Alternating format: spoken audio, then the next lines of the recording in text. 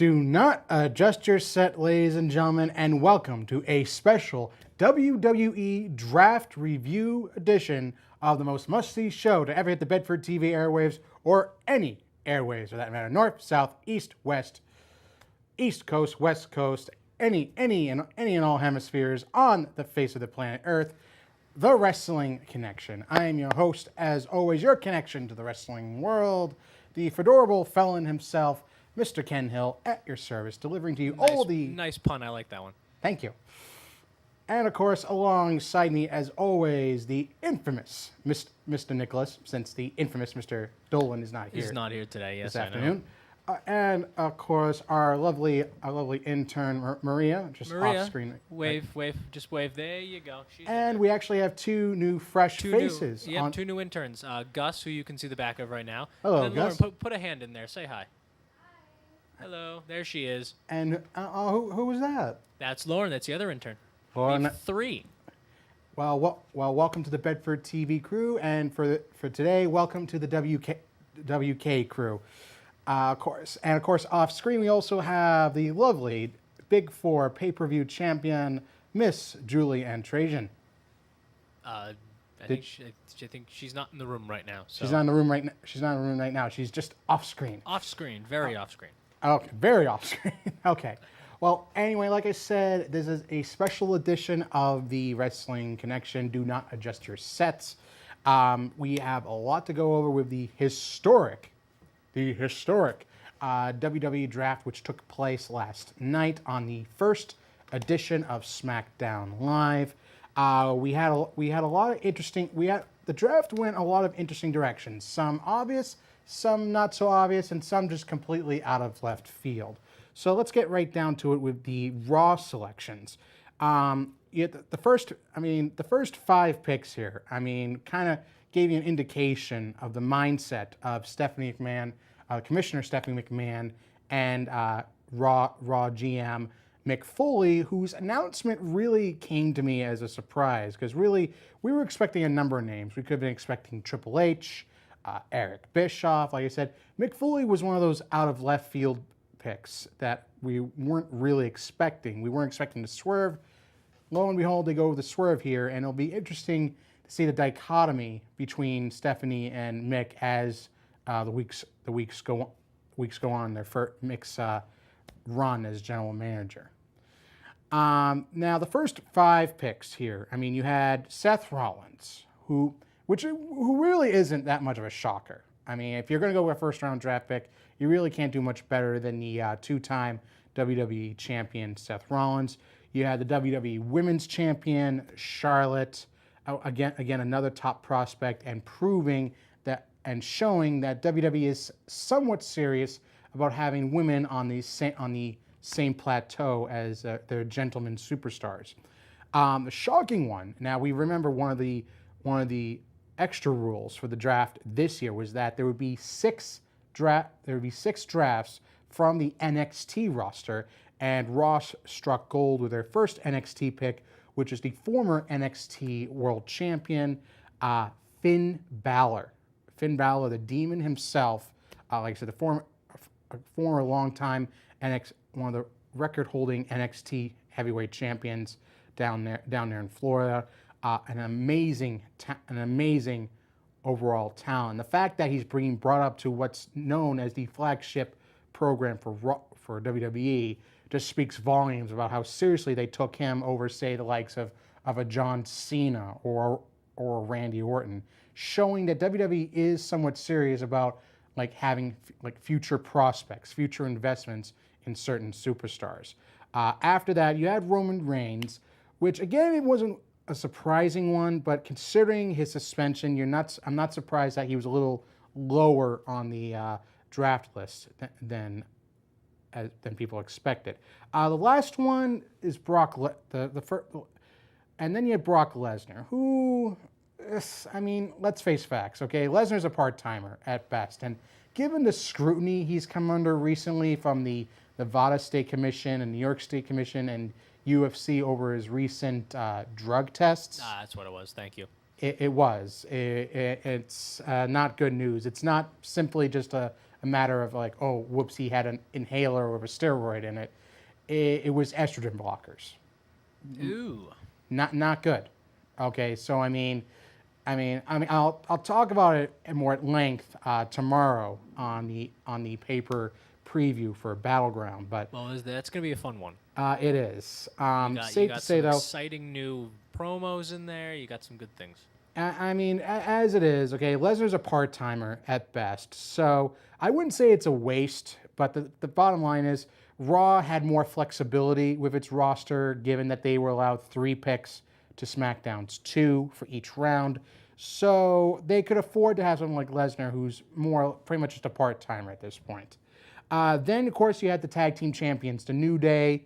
Again, not a surprise because you want to have like a mainstay in terms of the tag team ranks, and New Day is the mainstay. They are the 2-time tag team champs, so no shocker there. Another one that came as a surprise to a lot of people, considering how high up he was drafted, was Sami Zayn, who has not had a very well balanced win-loss record, so to speak, since coming to WWE, but clearly WWE sees a future in the likes of Zayn, so no shocker there. Then of course you had Sasha Banks, rival for the WWE Women's Championship. You had Chris Jericho, who's always a good hand to have, even if he's a part-timer like Lesnar. You had the United States champion Rusev, who's on the mend, who's on the rise again after winning back the U.S. Championship. Kevin Owens, of course, which came as a shock to me because given how much they were talking about how this was going to be the final encounter this Sunday between Owens and Zayn, it really came as a shocker to me that they would keep Owens and Zayn on the same brand. And not to mention that you were expecting that maybe one of these guys would end up on SmackDown, who's considered more the workhorse brand, more the wrestlers brand, rather than Raw, which is more like the hype brand. It's you had Raw, which provides the hype, and you had SmackDown, which normally provides the wrestling, the substance for WWE programming. So that kind of came as a surprise to me. Then, of course, you had Enzo and Cass, of course, another entertaining mainstay in the tag team division. Somewhat surprising one, which may not be so surprising given that Finn Balor, a former member of the club himself, was drafted to Raw. You saw Gallows and Anderson being drafted away from AJ, who was actually one of the top picks for SmackDown. So the club I have a question, Ken. Shoot. Are these people stuck, like... They are stuck on Raw and SmackDown. Forever? There's no indication that there's going to be... unless it's indicated that trades have been made between Raw and SmackDown, then they are stuck where they are for the duration. Now, I'll actually... Will they become like free agents when their contracts are up, things like that? Or is this like a... WWE hasn't really done a good job of addressing these sort of questions. There's a lot of open-ended questions that came out of the draft. Typical. Are the championships going to be universally defended? Are they just going to be defended on one brand? Or are they going to be defended on both brands? All right, is SmackDown going to create a championship to counteract the returning Cruiserweight division to the Raw brand? Raw now has Cruiserweights. Is SmackDown going to resurrect an old championship to counter that? There are a lot of questions that I'll get to later on once we cover both rosters. Like I said, you had Gallows and Anderson of the club coming to Raw. Greg will probably be happy to hear this one. The Big Show drafted to Raw. Ooh, Greg does like the Big Show. He likes Surprise, big shows. given that he's been pretty much dormant the last year or so, it's kind of surprising to see him with a relatively high draft number. What was he drafted? I believe, let's see, 1, 2, 3, 4, 5, 6, 7, 8, 9. He was actually a 5th round draft. I was surprised. That's really early, considering there's 2 teams. Yeah, considering that they were going to have like at least 60 picks between the two brands. So it really surprised me that he was drafted as early as he did. Would you have picked Seth Rollins number 1 overall? Oh no, I would definitely have gone with either. I would have gone with Rollins. I definitely would have gone with a type like a Reigns or a Lesnar.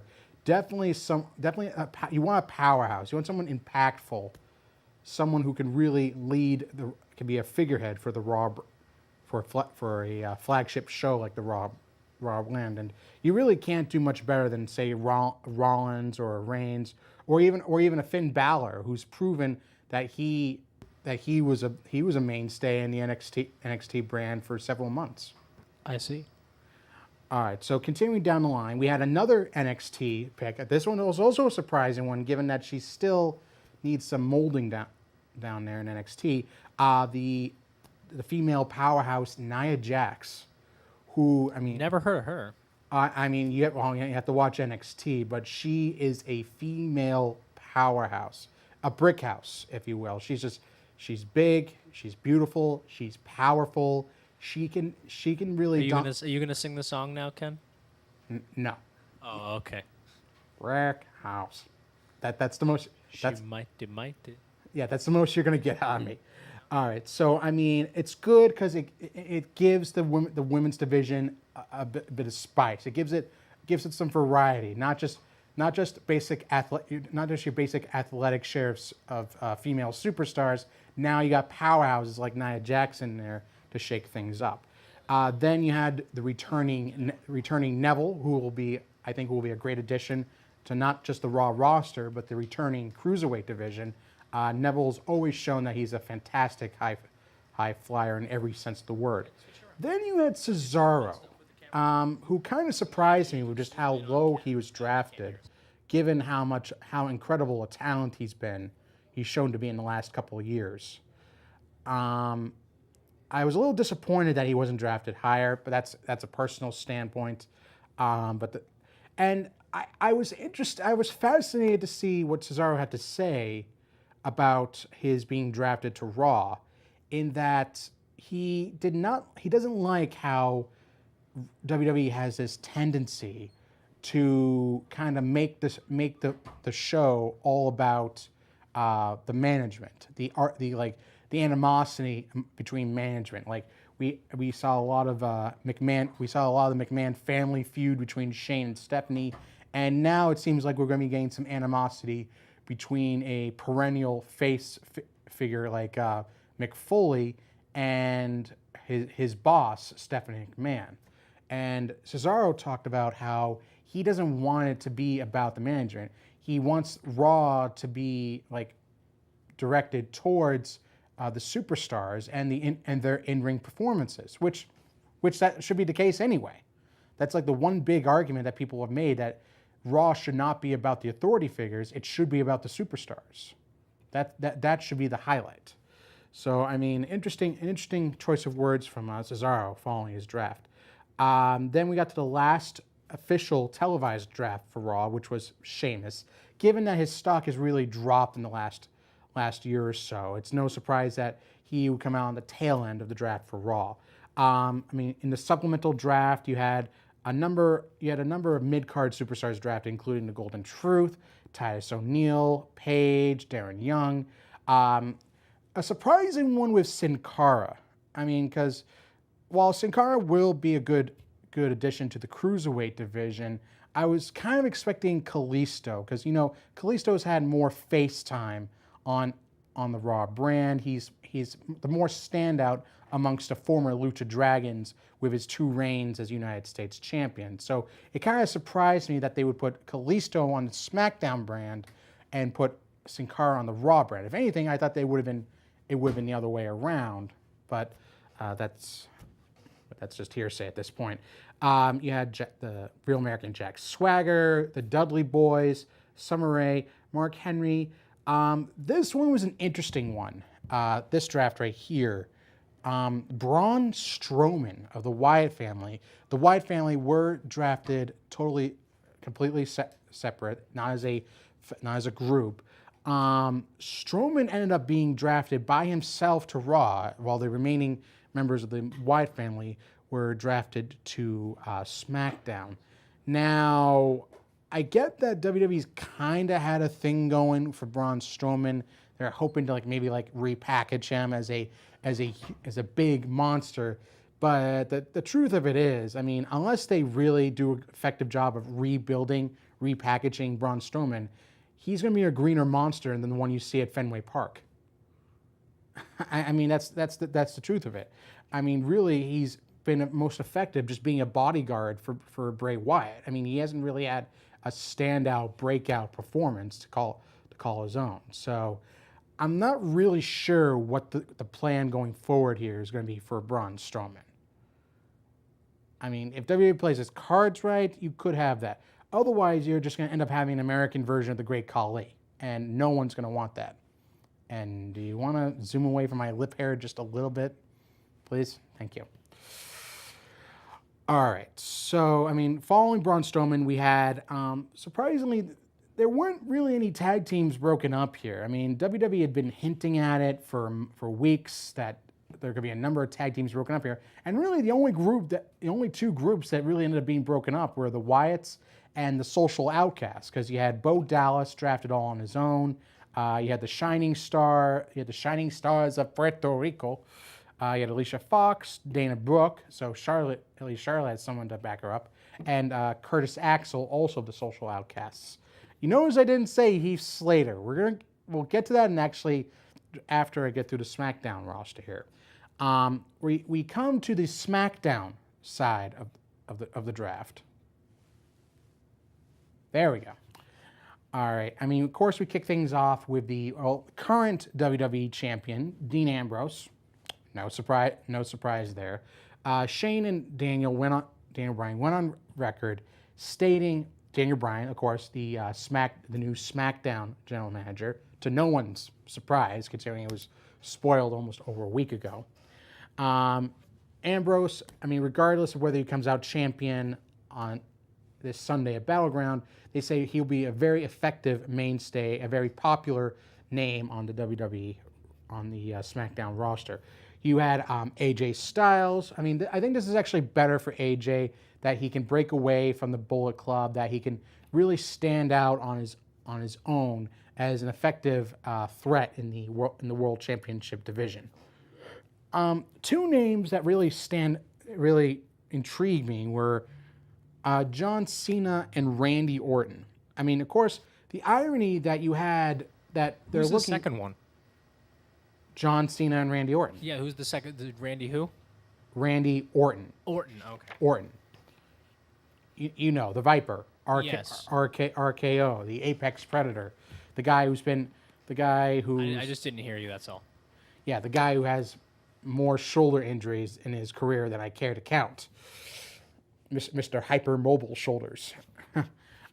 Anyway, I mean, John Cena and Orton intrigue me the most, because the irony of this is that they're talking about a new era for SmackDown, a new crop of superstars, and really you're going with the two guys who were effectively the mainstays of the previous era, the previous decade. I mean, Cena actually said it best in his post-draft interview that, okay, he's a brand name, he's a company name, he's a company guy. He creates a buzz. He's going to bring viewers to watch SmackDown. So that's that's effectively the reason why they brought Cena over. Orton knows his role. Orton is a very effective veteran superstar, knows the right time, knows how to effectively put over the younger crop of talent, and I think those two will be a good part of SmackDown for the duration. You had Bray Wyatt and Eric Rowan from the Wyatt family drafted. I think this could be interesting because, I mean, while you have Braun Strowman on Raw, you have Bray and Eric on SmackDown, and you have Luke Harper, who, after he's done with his latest film and is on the mend from his shoulder injury, will be making his return. Now, whether he'll return to Raw to team up with Strowman, or he'll go to SmackDown and we'll see the reunion of the original Wyatt family minus Strowman. Now, or we could very well just see Harper just strike out on his own. We saw from his time in 2014 that he can be an effective singles competitor in his own right. So there could be a number of directions they could have Luke Harper go in once he returns to the WWE fold. Now you had now here's where things kind of got a little skewed here, in my opinion. You had Becky. You had a number of divas. A number of women competitors drafted to SmackDown. You had Becky Lynch. You had Natalya. You had Naomi, Alexa Bliss, and Eva Marie from NXT, and Carmella as well from NXT. Now, my problem with that, I mean, isn't necessarily with having the women on there. It's just what's going to be the plan here? Because that makes what 5, 6 women on the SmackDown brand, but no women's championship. Do both teams have the same amount of female wrestlers? Relatively speaking, yes. Because I mean, you each have what, 6 or 7? Yeah, I mean, Okay. you had Summer Rae, you had Nia Jax. Is this SmackDown? Well, no, we're going back to Raw here. Okay, hold on. You had Charlotte, Sasha Banks, Nia Jax, Paige, Summer Rae, and Alicia Fox. You had six So 6 and 6. female Okay. superstars. And for SmackDown, you had Becky Lynch, you had Natalya, Naomi, Alexa Bliss, Eva Marie, and Carmella. So again, 6 female superstars. Now, the problem with this is that, okay, what are you going to do with the women superstars on SmackDown? Okay, I mean, are they actually going to go so far as to dig the Divas Championship out of mothballs here? I mean, that they spent the first half of 2016 effectively burying the Divas Championship, going over again and again how derogatory a term like Divas was for the female superstars. So, I mean, unless they plan on having the women's title defended on both shows, like the Undisputed title was back in 2002, I mean, to bring back another women's title it wouldn't make any sense. Because, okay, 6 superstars, male or female, does not a division make. You can't effectively have a division with only 6 superstars because you can only get so many feuds out of that before it gets old and repetitive. And I mean, so this was what I was wondering. Yes, they're female wrestlers. Okay, I mean, Not divas. right, not divas. So when I'm talking about how, like, I mean, the only option would be to bring back the Divas Championship, which makes no sense because they buried the Divas title. They buried the term of the Diva term. So what would be the plan here? What's the end game for them having like an equal number of female superstars on Raw and SmackDown rather than just having the majority on one brand? I mean, if anything, I was expecting Charlotte to be drafted to SmackDown along with the majority of the women's division to counteract the returning cruiserweight division to Monday Night Raw.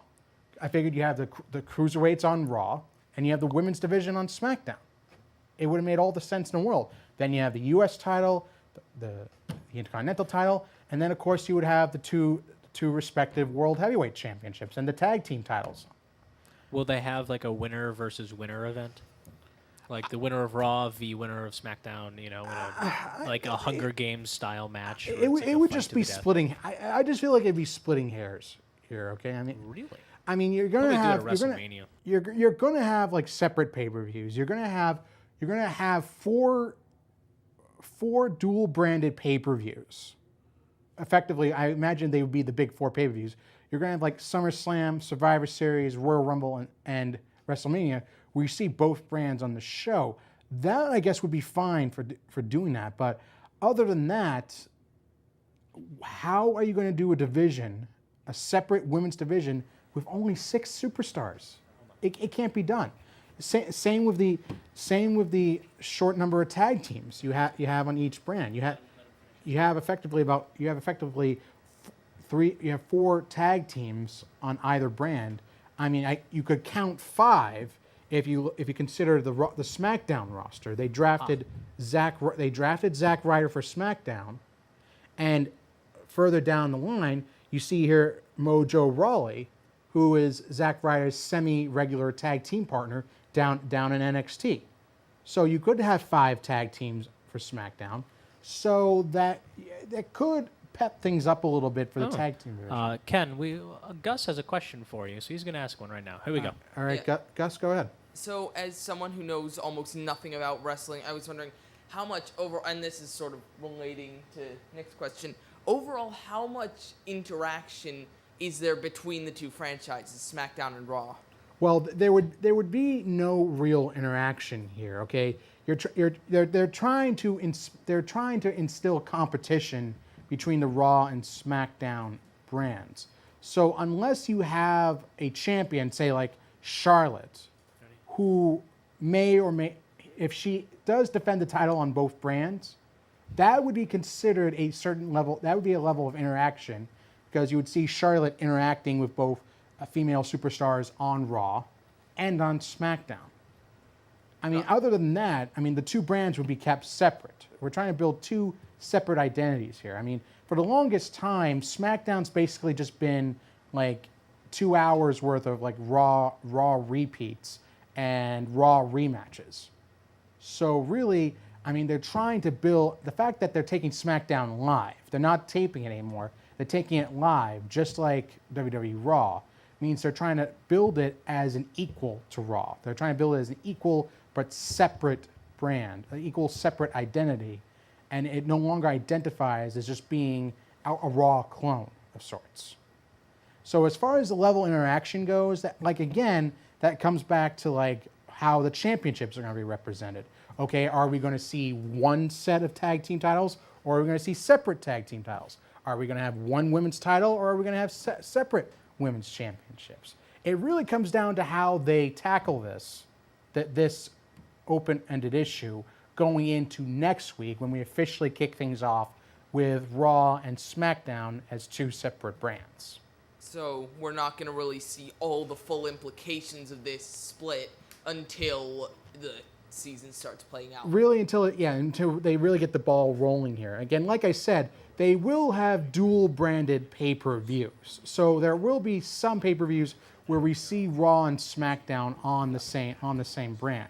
However, for the most part, it'll mainly just be Raw has its own pay-per-views, SmackDown has its own pay-per-views. Like maybe every few months, we'll see one of those big dual-branded pay-per-views like a Survivor Series or Royal Rumble or WrestleMania or even SummerSlam coming up next month in August, where we'll see the two brands potentially interact. Again, it really depends on what they have planned for the championships in the coming weeks. Whether we'll see new tag team titles introduced for SmackDown, whether we'll see a new women's championship introduced, or if the titles will be defended again universally. They'll be defended on both brands. Really, it just comes down to what the decision is made by WWE management. So there you go. Moving on. Moving on. So we continue down the line to counter. Is this Raw or SmackDown? We're continuing with SmackDown here. Continuing from where we left off, you had Becky Lynch for SmackDown to counter the U.S. title. Of course, they drafted The Miz, the Intercontinental Champion, to SmackDown. Pretty obvious choice. And Miz has been one of the better consistent heel acts of 2016. So I think he'll be more of a highlight on SmackDown than I think people will be giving him credit for. We had Baron Corbin, who I think is actually a good draft. He'll get a chance to breathe on the SmackDown brand. He'll get a chance to be one of the top tier heels on SmackDown, and I think he could very well be looking at a world title picture, if not a world title run, a world title picture in the coming year. You had I'm very pleasantly surprised for this NXT pick for SmackDown. You had the ultra athletic, ultra exciting tag team known as American Alpha, Jason Jordan, Chad Gable. If you have not seen these guys in NXT, you've been missing out on something. Like I said, you have a former Olympian in Chad Gable. You have an All-American wrestler, a well-rounded, extremely talented wrestler in Jason Jordan.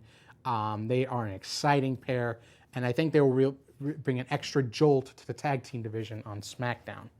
Of course, you have WWE mainstay and Dolph Ziggler, Natalya, Alberto Del Rio, who brings a nice veteran presence to SmackDown. The Usos, always a good stalwart in the tag team division. Demon Kane, who I guess we can just look forward to a lot of funny interactions with him and Daniel Bryan as the former Team Hell No. You had Again, you had Kalisto, which begs the question. I mean, you have the Cruiserweight division returning on Raw, and yet you have Kalisto on SmackDown, which really makes no sense because Kalisto's just going to get lost in the shuffle here on SmackDown. I mean, I get they're trying to highlight new talents and everything, but I would have expected him. I mean, I know people would probably say, well, he's been U.S. champion. Cruiserweight champion would probably be a step down for Kalisto, but I think it would be a division on Raw where he would be much more comfortable rather than just wrestling against all sorts of big men. And on Raw, he doesn't need to worry so much about his promo work, which needs work. I mean, if you saw him in the draft last night, Kalisto needs to work on his mic skills, so to speak. Okay, then you had Naomi, of course, a great athletic addition to the women's division.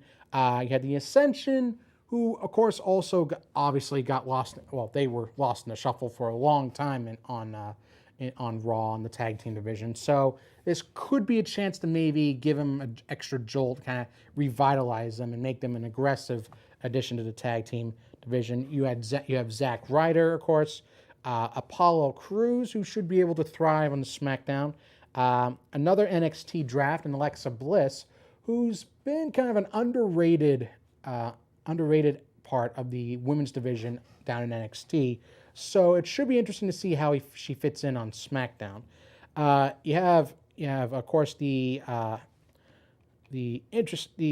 unique tag team of Tyler Breeze and Fandango. You have Eva Marie. Eva Marie. Well, yeah, less said the better. You also exactly. have the Exactly.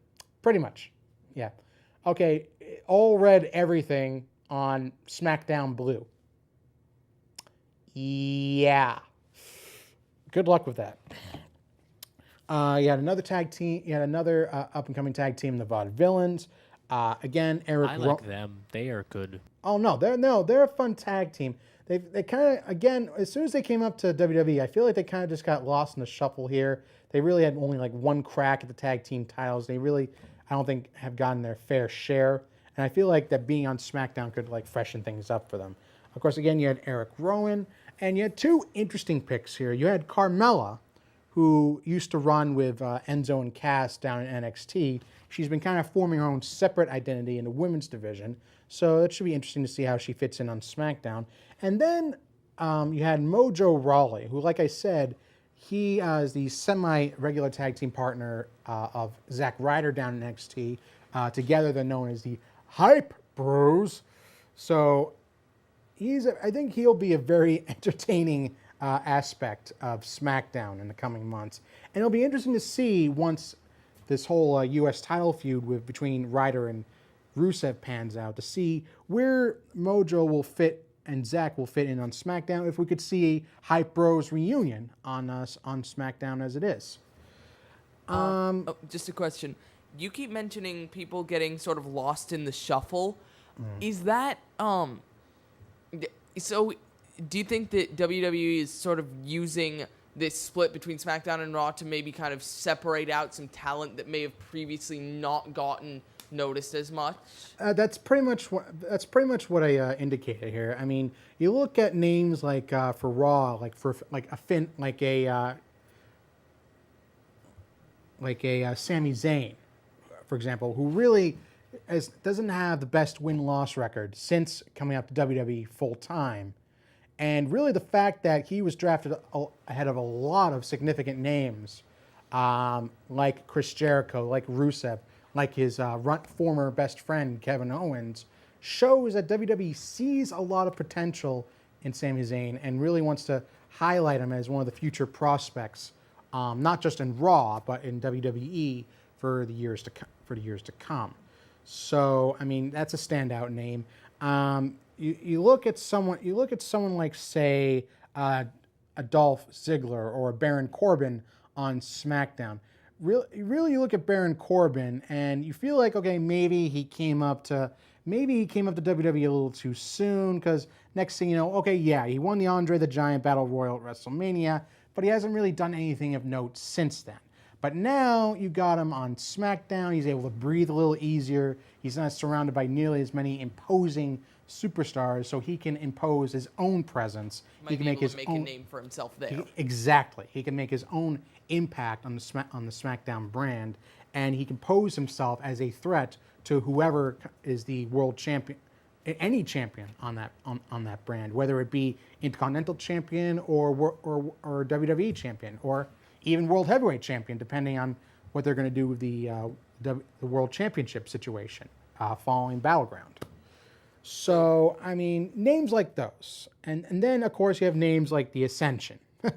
Names, tag teams that really kind of, single superstars and tag teams that really fell off the map in the last couple of years, who kind of needed a fresh start, needed a breath of fresh air to really reinvigorate themselves, to really have a chance to get back into the championship scene, whether it be tag team, Intercontinental, or the World Championship scene. So, like I said, the likes of Dolph Ziggler, who's really been languishing in the mid-card for a long, long time, and is looking maybe to get back into the Intercontinental Championship scene, or even the World Heavyweight Championship scene. Remains to be seen. So And this then sort of allows WWE to have their cake and eat it too by having their existing stars, maybe more of them in Raw, so they don't have to compete with the newer talented SmackDown. It's interesting you pose that question, because something I mentioned earlier was that how two of SmackDown's top drafts were superstars that have already been well represented in the past decade. Like I said, John Cena and Randy Orton. Really two mainstays from the past era. And it's ironic because you have Shane and Daniel Bryan touting SmackDown as being a new era of competition, and yet you look at those two names and you think that's not new era, that's past era, that's the past decade. We've seen these guys for the last 12, 13 years. But like I said, Cena acknowledged that, okay, he's a company guy. He's a company name. He's a brand name. He creates buzz. He brings in viewers wherever he goes. Okay. Cena and Orton are going to get people interested in SmackDown. They're the reason to watch it, which may also bring attention to other stars. Exactly. Okay, they're viewer magnets, more or less. They're going to bring in the viewers. They're going to bring in the entertainment, and by doing that, they bring attention to other superstars who couldn't really get the attention on their own, like say an Apollo Crews, who's still effectively a rookie in his first year with WWE. He could get a lot more attention being in the ring with the likes of Cena and Orton. Now, kind of switching gears here about the whole championship situation. Obviously, you're going to have one mid-card title on each brand. You have the U.S. title with Rusev on Raw. You have the Intercontinental Championship with The Miz on SmackDown. So the mid-card is pretty well established on either brand. But then you bring attention to the other championships. You have, of course, the WWE Championship on SmackDown, but with the upcoming triple threat with two Raw superstars in in Rollins and Reigns, and the SmackDown superstar holding the championship in Ambrose. It begs the question: will Ambrose retain and keep the championship on SmackDown? Or if one of the Raw superstars wins it, what about SmackDown? Will the WWE Championship become a Universal title, or will we see a world title introduced on either SmackDown or Raw, given what happens this Sunday? Okay, that's one question. Then you have the Tag Team Championships. You have the New Day drafted as a unit, the Tag Team titles, to Raw.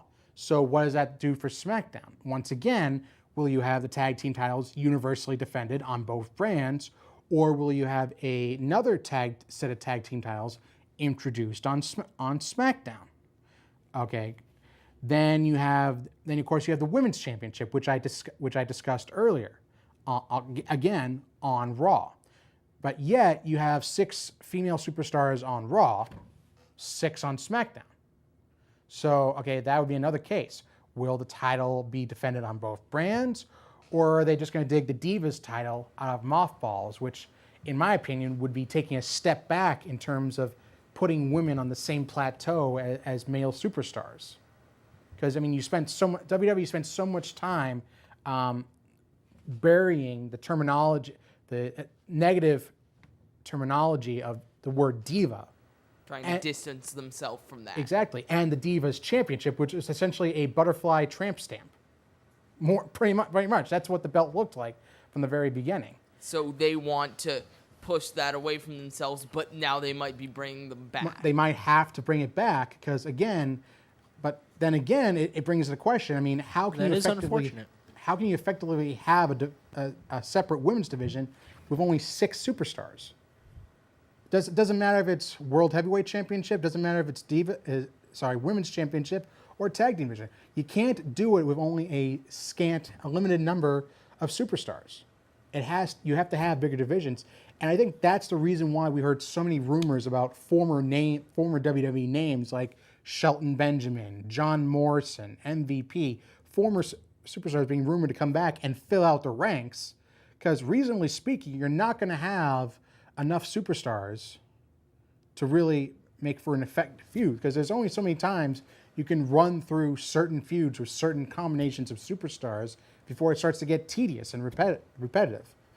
Much like I've been talking for the last hour or so. But the bottom line is, okay, a decision needs to be made by next week concerning the different championship situations here, whether you'll have titles defended on both brands or if they're going to instigate new championships. And the other question is, since you're bringing back the Cruiserweight division on Raw, that would imply you're bringing back the former Cruiserweight, the formerly defunct Cruiserweight Championship. Now, the big rumor there is that coming out of the WWE's Cruiserweight Classic, that the winner of the Cruiserweight Classic will not only be given a WWE contract, but will be awarded the Cruiserweight Championship of the world. So it would imply that they would be made the new face of the Cruiserweight brand on Raw. So if that's the case, my question, like I posed earlier, is what would be the plan for SmackDown? How would you counter the Cruiserweight division? Would you bring back the European Championship? Would you bring back the Hardcore Championship? I mean, how are they going to counterbalance the potential of having the Cruiserweight title on Raw? So they may bring back SmackDown may bring back some older title or event or something. Exactly. Or create even a new one. Exactly. Like their own equivalent to the Cruiserweight. If you're going to have a Cruiserweight division on Raw, you need to have something that stands out on SmackDown, something that counterbalances the Cruiserweight Championship. Because the whole point of SmackDown being more separate from Raw is to have it be its own thing, its own league, if you will. Exactly. Is giving its own separate identity. I mean, like I said, you could go a number of directions. Like I said, you could go with bringing back the Hardcore Championship. Although nowadays, with WWE's definition of hardcore, kind of begs the question. You could bring back the European Championship, but that was more of a prop title than anything. I mean, so really, I would actually go in your direction. I would say create something new. Create a new championship to counteract the Cruiserweight title. The potential Cruiserweight title being brought back to Monday Night Raw. A new title for a fresh start for SmackDown. Exactly. A new division on SmackDown. I mean, it'll be interesting to see what they could possibly come up with, or like if they'll just go with the old standby and bring back one of the other old defunct championships. That remains to be seen. All right. So I mean, we basically broken down everything there is about the WWE Draft. As it is, I thought it was somewhat lackluster. I mean, you had some interesting names on here, but overall, you kind of went in some weird directions. Some of these superstars. Again, it leaves a lot of open-ended questions, just as far as championships, certain divisions, like I said, women's division, tag team division, the heavyweight championship division, and hopefully we'll have these questions answered. If they need to answer these by next week, Because if they don't answer these questions by next week, I can't imagine the level of competition that SmackDown will really pose to Raw. And really, it will just been about basically just trying to bolster Raw more rather than bolster SmackDown and give it a separate identity, which I thought was supposed to be the whole point of the draft, was to make SmackDown interesting and not just another Raw clone. It'll be defeating the purpose of the Exact- entire draft. Exactly. All right, so we have come to the end of our WWE Draft review. I'd like to give a lot of thanks to Gus for helping me out today, asking a lot of the important questions concerning the draft and the future of Raw and SmackDown. Of course, I want to thank Nick for being in the production room. You're welcome, Ken, as always. Of course. Like I said, you want to stay tuned for tomorrow at 11 a.m. Tomorrow at 11 a.m. we'll be having our regularly scheduled pay-per preview. Very exciting stuff tomorrow. For WWE Battleground. Yes, we're going to have of course, we have the triple threat WWE World Heavyweight Championship match. We got the Wyatts versus the New Day. We got an exciting new thing for you, Ken. You better enjoy this one. I spent a lot of time yesterday on this. You're gonna love it. Goody. I've seen the intro that Nick made, and even honestly, worth watching for just that alone. It's gonna be a fun one, Ken. I can't wait. My heart is all aflutter. Be still, my heart. Be still, my beating heart. All right. So, like I said, thank you for tuning in for the WWE Draft review. Hope you had a good time as much as I did, breaking everything down last night. Again, stay tuned for tomorrow, 11 a.m. for the WWE Battleground pay-per preview. We'll have a lot to go over. It'll be me and Nick. Zach will be chiming in, hopefully. Greg will be here. And Greg and Julie and everyone. Just stay peeled to the WrestlingConnection.com, to our. Thank you. You finally got it right. Thank you.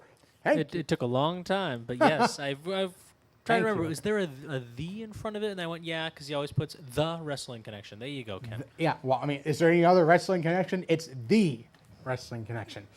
Why don't we just register all the possible domains so it doesn't matter what Nick types? Of course. Why didn't I think of that? All right, so stay tuned to thewrestlingconnection.com. You can check out our YouTube channel, The Wrestling Connection, our Twitter handle, @WConnection. Email all your thoughts, well wishes, and predictions for the upcoming WWE Battleground pay-per-view at wrestlingconnection@gmail.com. I can't get that fast. Sorry. No, don't worry about it. I've said it like about 100 zillion times, so I think they got it by now. Okay. wrestlingconnection@gmail.com. Like I said, send your well wishes, thoughts, comments, opinions, predictions for WWE Battleground. If we get any, we'll be happy to read them for you on the air tomorrow afternoon.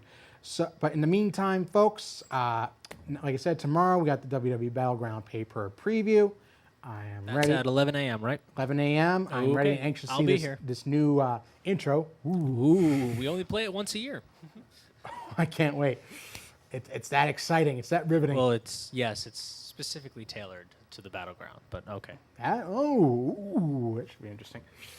I'll have to make another one for SummerSlam. Oh, I can't. Oh, wow. This is. We're gonna have some fun stuff. All right, Ken. All right. So for Are Mr. we gonna Nicholas, be connected and? for Mr. Nicholas, for Gus, I am Ken Hill. Reminding you as always to be connected, get connected, and stay connected. See you all tomorrow, ladies and gentlemen. Too many times to ignore it. It's some things that I'm supposed to be. Someday we'll find it. The Wrestling Connection.